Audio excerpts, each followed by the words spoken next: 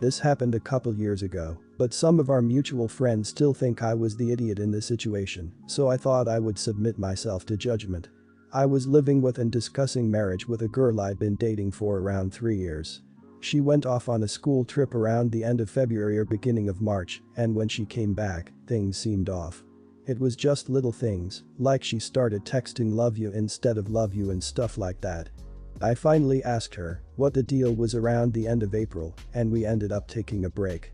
I moved out, but we still hung out almost every day, still went on dates, still made love. I had bought her a new cell phone around the time she got back, an LG V10, believe it or not this is important. Around the end of May or so, the phone malfunctions and boot loops endlessly, as they are known to do. She gives it to me so I can try to warranty it or something to get some of my money back while she buys herself a new phone. I did some research and discovered that the boot loop could be temporarily bypassed by freezing the phone, so I decided to give it a shot so I can try to pull her pictures and stuff off and generally just try to win some good guy points. It works, and as soon as I boot it up she starts getting messages from David. Lots of messages, of the not so innocent variety. I pop open the messages to see that they go back all the way to her school trip. She's been seeing this guy in secret for months, both before and after our break, while also giving me the runaround and acting like we're on the verge of getting back together. It's also clear that he doesn't know about me at all. Every time he tries to make plans with her while we were doing something, she was just making excuses like spending time with family. I shoot him a few texts, tell him who I am, that I just discovered I was being lied to, and that I suspected he was being lied to as well. Turns out he was recently divorced because his wife had been cheating, and he was horrified to discover that he had been the other guy. Long story short, we both washed our hands of her and went our separate ways, but literally every female I know has told me that it was not my place to tell him and that I should have left well enough alone. I even had to leave my job because the women there ostracized me so heavily because of it. The way I see it, he deserved the truth and I helped him dodge a major bullet before it could hurt him as it hurt me. Clearly, she was the idiot for cheating, but am I the idiot for exposing it? Not the idiot. I'd never let somebody get cheated on if I could help it, and it serves her right for cheating on you. Anyone who says you shouldn't have meddled in their business doesn't realize that it's your business too if she is lying to you, and if you didn't say anything she would have gotten away with it and probably went on to hurt that guy who's already been hurt enough. You did the right thing. People don't always agree with it, but if they were in that guy's shoes they'd sure as hell want to know. Not the idiot. I really don't understand what kind of women you know where so many of them would think this. I am a woman and I definitely think you had every right to tell him, and most of the women I know would think the same thing. I have a really hard time believing that so many women would hold this against you that you had to leave your job over it. I just can't fathom it. Most people are not going to treat someone who had been cheated on so badly like that. It's one thing if you had just been casually dating her, quite another when you two lived together and were talking marriage. Not the idiot. She shouldn't have cheated on two different guys. The other guy 100% deserved to know just as much as you did. I am female and I'm not sure what type of women you associate with, but they seem like morons.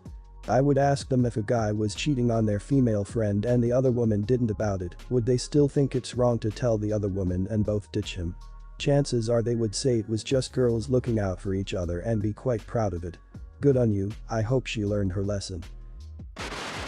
What I thought would be a total non-issue has ballooned into a huge problem, and I'm up at 7:05 AM dealing with it. I figured while I wait for a text, I could post here to see if what I did was really that bad. I'm a big fat man, there's no way around it. I love to eat, which probably borders on addiction, but I figure since I'm only hurting myself, it's probably better to just live my life. I have some great friends, although there is no doubt I'm the harmless funny token fat guy of the otherwise pretty good looking group. I guess that sets the stage enough. Last night my friend hosted UFC, and I was invited. He got a 6-foot party sub. I also brought homemade wings that are sort of my specialty. Well, of course, people flocked to the food and I had basically one serving of the sandwich, but people devoured my wings and I didn't get to have a single one. Which is totally fine, that's why I brought them, but maybe an hour later I was starving. I kept eyeing the sandwich, and I'd say there were about 3 feet of it left. I waited an hour, then another half hour, and no one had touched it, but they were still munching on chips, pretzels, and whatnot. So I was like, screw it. I took about half of what was left and ate it. Then the last half sat for another 10 or 15 minutes, and no one said anything, so ate the rest. Well, to be sure, as I was swallowing the last bite, the host's girlfriend asked where the sandwich was. Like I was the guilty party, pretty much everyone pointed at me. I guess they'd noticed me eating the sandwich. She was furious and said that I was an incredible pig and that I had been super selfish to eat 3 feet of a sandwich. I felt so bad. I tried to explain to her that I really did wait over an hour and thought people had lost interest. I also tried to explain how everyone had eaten my wings, and she said something along the lines of, "You brought them to share, Alan. If someone had eaten over half by themselves, that's not freaking sharing, is it?" I offered to order pizza or even go get Subways, and she said that it was a pathetic offer because the party sub had been from a local shop owned by her friends. I said I was sorry, but the night was so tense from then on out. I woke up this morning to several texts from my twin sisters, the host's girlfriend's best friends, saying that I had to get myself under control and that everyone is really mad at me and that I embarrassed myself last night. I tried to explain to them what my mindset had been and they haven't responded.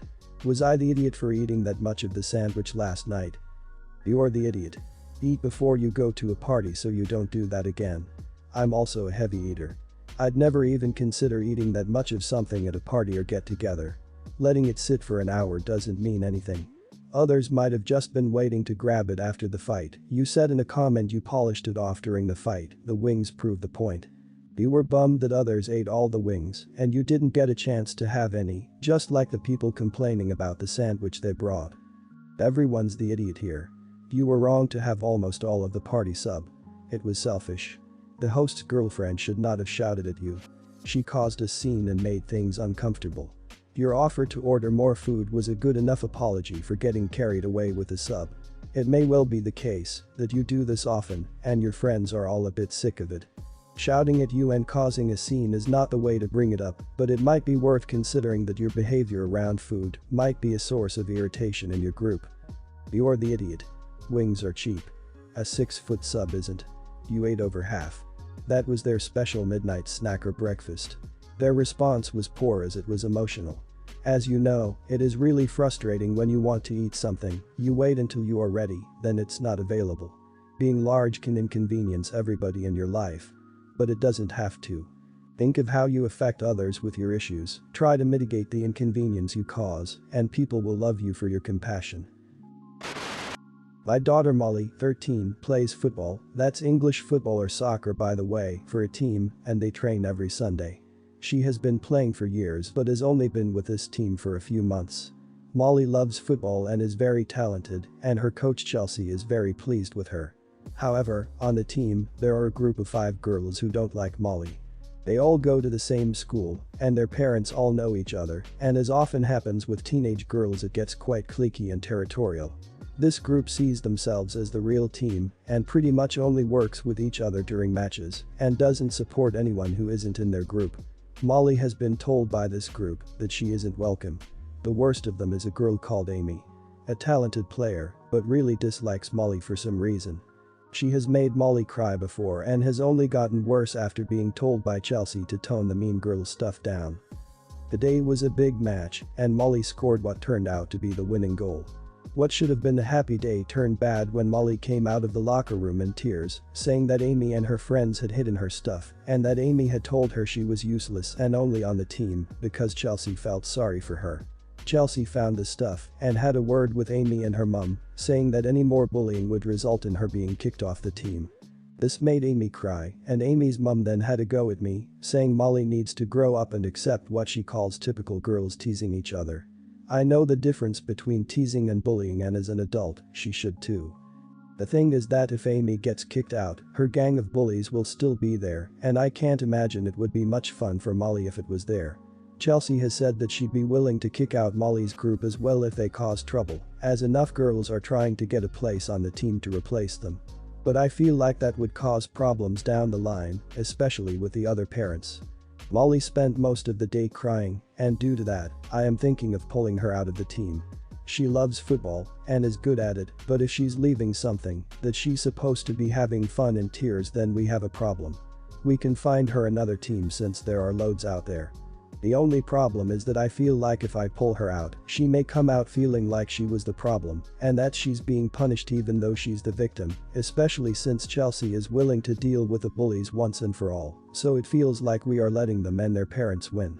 Molly does have friends on the team and would miss them if she's made to leave by me. You would be the idiot if you pull her out when she doesn't want to be. Let the bully brats face the consequences of their actions, and perhaps your daughter will become good friends with the newer girls brought onto the team too. If the parents have a problem with their kids getting kicked off the team, that's their problem for not disciplining or teaching their children to not be bullies. You wouldn't be having this problem in the first place if they were good people who you should care about. You would be the idiot, as you've mentioned in some replies, she doesn't want to leave. You taking her out teaches her that she's the problem, and once things go bad, she should avoid the issue. It also teaches her and the other girls that they can get what they want when they act this way. The other girls need to be taught a lesson, and if that results in them being kicked off the team, then so be it. Stand up for your daughter.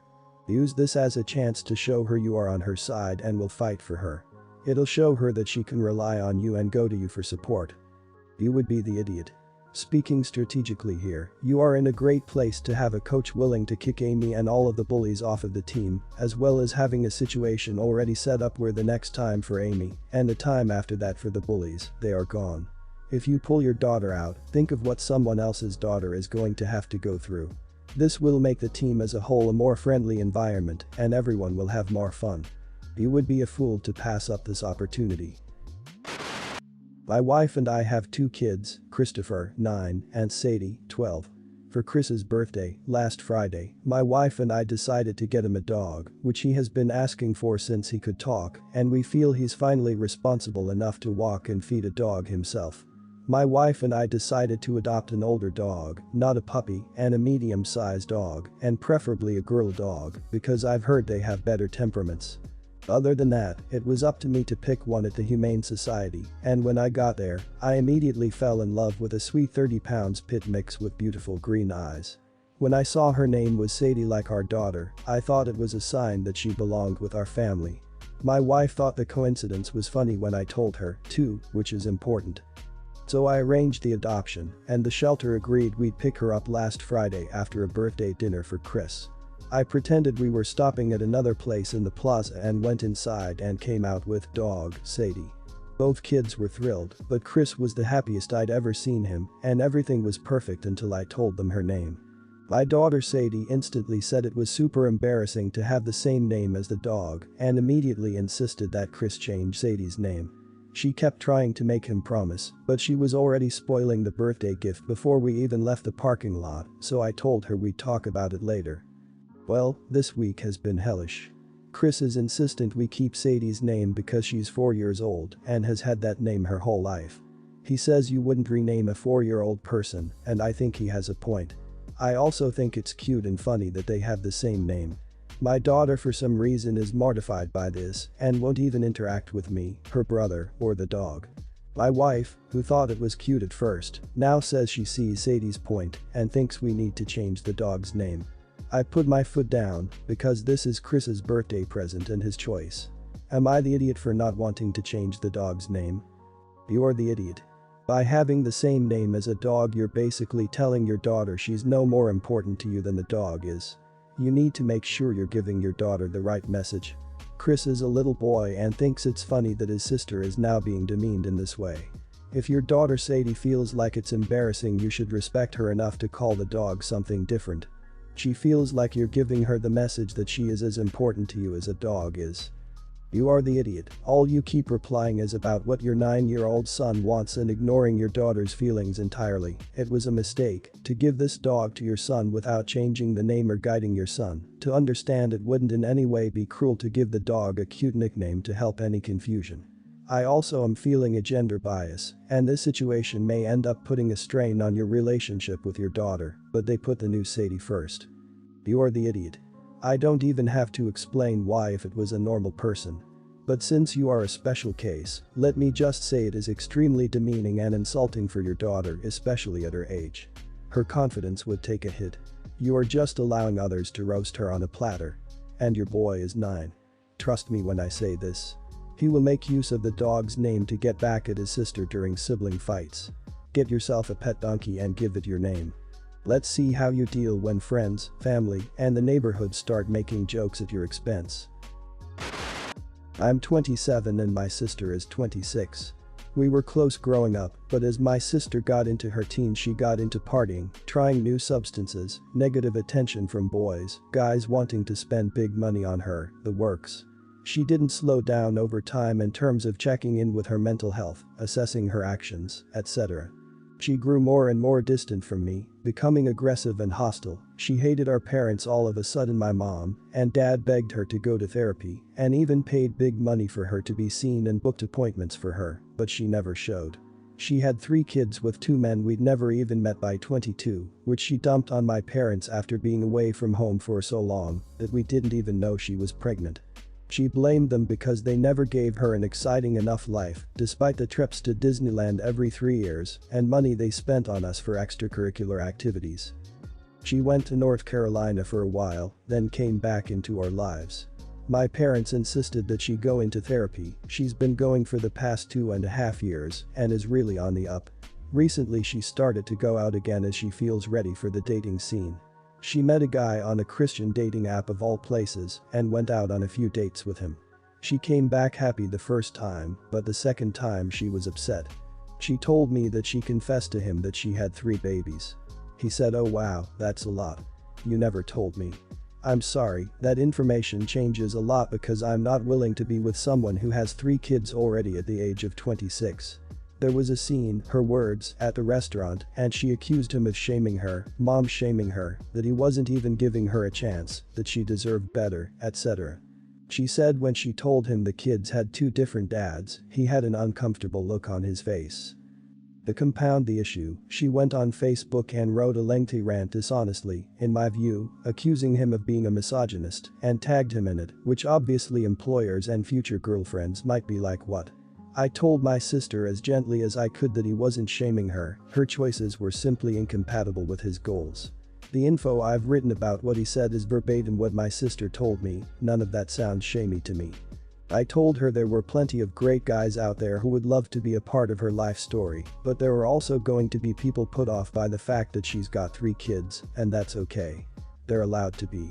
I said this only knowing that she's been in therapy for over 2 years now, and I felt close enough to her again that I could speak truthfully. I didn't intend to hurt her. My sister reacted horribly and told me that I was also an easy girl shaming her because she has 2 baby daddies, that there's nothing wrong with it. I just stayed quiet as it's obviously a sore topic for her, but I also don't think she's being fair to this other guy. Not the idiot. Both you and the guy weren't shaming her. It is a fact that some guys are not comfortable or just plain do not want to choose a life partner who already have kids or have had many partners prior. Well, it's true that it's her body, her choice, those choices also do come with consequences. Some people, men and women alike, are not interested in being step-parents. Your sister clearly isn't ready to date if she's not able to take rejection in her stride. Her reaction to both his and your feedback is frankly not healthy. Not the idiot. Clearly your sister has a long way left to go. I mean, she met dude on Christian dating app, he wasn't shaming her, but some Christians have some serious beliefs about making love before marriage and multiple partners. A relative of mine was recently dumped by an uber Christian guy because she had a kid 17 years ago. It sounds more like she's gender or religion shaming him, to be honest. You also sound like a really kind and thoughtful sibling, and I wish you the best in the recovery of your relationship with your sister.